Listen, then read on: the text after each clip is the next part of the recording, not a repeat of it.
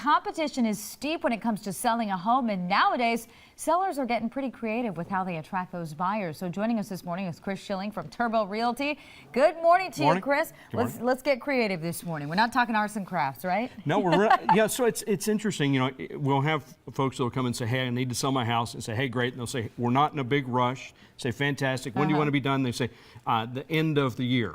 And the problem is it's almost November, and so that's going to creep up on you pretty quick. So if you're going to sell it and sell it in a timely manner, which is how you get the most money for it, you really want to get creative with the ways that you provide incentives. Okay, we're going to talk about 5 wacky ways. So start with number 1. So they're kind of wacky. So one of them, there's a show on television, you know, HGTV has a Sleep On It, where they allow people to come over and actually sleep at your home. Now it's pretty unusual, but if you're next to a railroad track, or you know, that gives them an idea of how it's going to be to live in the home where you're going to sell. So people will actually let them spend the night. That's actually a good idea, because what if you live by the fire department? You bet. You're going to hear the sirens all night long. What does it sound like? And that way, don't you know, tell me about it, show me. And so that's, they're going to show you. You can actually feel what you're in for. All right, number 2, hire house sitters. Right, so house sitters, I wish we would have known this, you know, back when we were young and in college.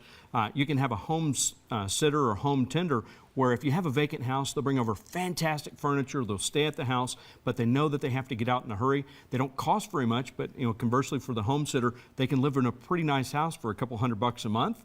But then you have the home staged by someone who has really fantastic furniture. So for those kids in college, you know, get your parents to buy you fantastic furniture and become a home sitter, and that way you can live in a nice place for next to nothing. And sellers should also offer incentives. You bet.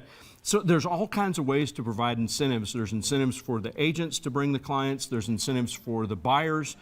We've seen it where they've actually given away cars, like they had a Mustang, or they had, you know, televisions, or they had outdoor furniture. So if you provide those incentives or inducements to a customer to pick you over another home, it could be a great way to get them to pick you. And before we let you go, it's also important to sell to a builder, correct? Right, so if you have a house and maybe it's not selling, or it has a lot of damage, or things that are wrong with it, inherit it from the family, maybe you can sell that home to a builder, avoid any of the inspections where you don't have to fix anything that's broken. That way you can just sell it, because they're going to buy the dirt, they're going to tear it down and build a nice new home. All right, Chris, thanks for coming in. We really appreciate it.